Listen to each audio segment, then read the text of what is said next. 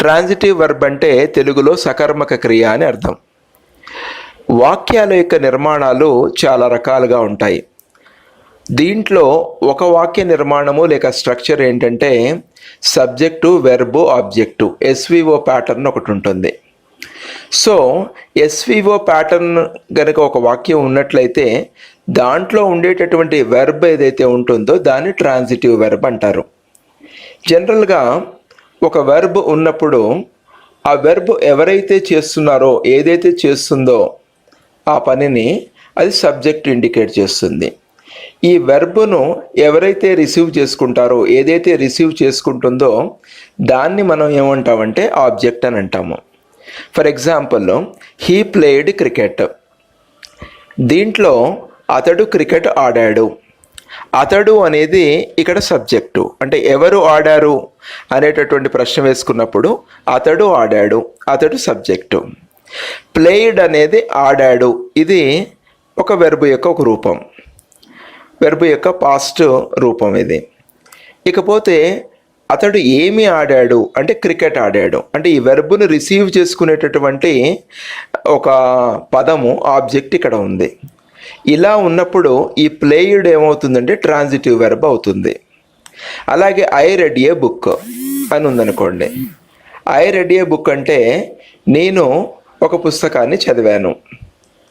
దీంట్లో కూడా నేను అనేది సబ్జెక్టు, ఎందుకంటే ఎవరు చదివారు అంటే ఇది నేను కాబట్టి సబ్జెక్టు. ఇక్కడ రెడ్ అనేది ఒక వెర్బ్ యొక్క ఒక రూపం. అలాగే ఇక్కడ ఈ బుక్ ఏదైతే ఉందో ఇది ఆబ్జెక్ట్ అవుతుంది. అంటే అతడు నేను ఏమి చదివాను అన్నప్పుడు అది పుస్తకం చదివాను కాబట్టి ఈ పుస్తకం ఏదైతే ఉందో ఆబ్జెక్టివ్ అయింది. అప్పుడు ఇక్కడ వాడినటువంటి వెర్బ్ ఏదైతే ఉందో అది ట్రాన్సిటివ్ వెర్బ్ అయింది. అలాగే షీ రైట్స్ ఏ స్టోరీ. దీంట్లో కూడా she is a subject, rights అనేది వెర్బ్, స్టోరీ అనేది మీకు ఆబ్జెక్ట్. కాబట్టి ఇక్కడ రైట్స్ అనేటటువంటి వెర్బ్ ట్రాన్సిటివ్ వెర్బ్ అయింది. అరుణ వన్ ద గేమ్. ఇక్కడ కూడా అరుణ అనేది సబ్జెక్టు, వన్ అంటే ఇక్కడ ఇది ట్రాన్సిటివ్ వెర్బ్, ఎందుకంటే దీనికి అసోసియేటెడ్ విత్ ఆబ్జెక్ట్ ఉంది కాబట్టి ద గేమ్ అనేది. It at a banana, you call him. Srikanth purchased a toy, they watched the game. So ఇవన్నీ మీరు గమనించినప్పట్లో మీకు సబ్జెక్టు, వెర్బు, ఆబ్జెక్టు కూడా ఉంది.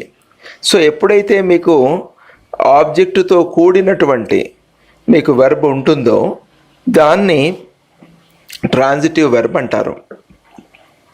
రెండవది ఏంటంటే ఇంట్రాన్సిటివ్ వెర్బ్, అంటే అకర్మక క్రియ. అంటే సకర్మక క్రియలో కర్మ ఉంటుంది, అంటే వెర్బ్ యొక్క యాక్షన్ రిసీవ్ చేసుకునేటటువంటి ఒక పదం ఉంటుంది. ఇంట్రాన్సిటివ్ వెర్బ్ అంటే ఏంటంటే అకర్మక క్రియ. దీంట్లో మనకు జనరల్గా కర్మ అనేది ఉండదు. ఫర్ ఎగ్జాంపుల్ ఇక్కడ మీరు చూసినట్లయితే I went to the market, నేను మార్కెట్కు వెళ్ళాను అనేది దీని అర్థం. ఐ అనేది సబ్జెక్టు, వెంట్ అనేది మీకు వెర్బ్ యొక్క ఫామ్ ఇది. కానీ ఇక్కడ మీరు నేను వెళ్ళాను అనే దాన్ని రిసీవ్ చేసుకునేటటువంటి ఆబ్జెక్ట్ లేదు. టు ద మార్కెట్ అనేది ఒక వాక్యం యొక్క ఎక్స్టెన్షనే కానీ మీకు వెంట తర్వాత మీకు ఇక్కడ ఆబ్జెక్ట్ అనేది లేదు. అలాంటప్పుడు ఈ వెర్బ్ను మనం ఇంట్రాన్సిటివ్ వెర్బ్గా అంటాము. అట్లాగే ఇక్కడ కూడా మీరు గమనించినట్లయితే హీ అనేది సబ్జెక్టు, లీవ్స్ అనేది వెర్బ్. కానీ దీనికి అసోసియేటెడ్ ఈ లీవ్స్ అనే దాన్ని రిసీవ్ చేసుకునేటటువంటి ఒక పదం లేదు, ఒక ఆబ్జెక్ట్ లేదు ఇక్కడ. She cried due to the pain, ఇక్కడ కూడా మీకు ఆబ్జెక్ట్ అనేది లేదు. మీకు సబ్జెక్ట్ ఉంది, తర్వాత మీకు వెర్బ్ ఉంది, కానీ మీకు ఆబ్జెక్ట్ లేదు. Raghu slept in the night. In the night అనేది ఒక ఎక్స్టెన్షన్ ఉంది, కానీ ఇక్కడ రఘు అనేది సబ్జెక్టు, స్లెప్ట్ అనేది వెర్బ్.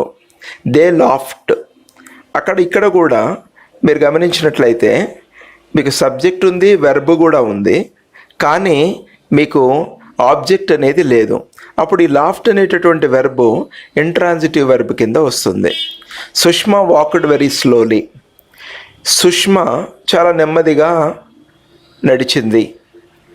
ఇక్కడ కూడా మీరు గమనించినట్లయితే Sushma is a subject, walked అనేది మీకు వెర్బ్ వెరీ స్లోలీ అంటే చాలా నెమ్మదిగా అనేది ఒక యాడ్వర్బ్ని ఇండికేట్ చేస్తుంది, కానీ ఇక్కడ కూడా ఆబ్జెక్ట్ లేదు. It cost a lot also. కాబట్టి ఏదైతే ఒక వెర్బ్ యొక్క యాక్షన్ను, వెర్బ్ని ఏదైతే రిసీవ్ చేసుకునేటటువంటి పదం ఆబ్జెక్ట్ లేనప్పుడు దాన్ని మనం ఇంట్రాన్సిటివ్ వెర్బ్ అంటారు. సబ్స్క్రైబ్ చేయండి, అట్లాగే లైక్ చేయండి, కామెంట్ చేయండి, షేర్ చేయండి. ఈ వీడియోని మీరంతా ఓపికగా విన్నందుకు మీ అందరికీ కృతజ్ఞతలు. Thank you one and all.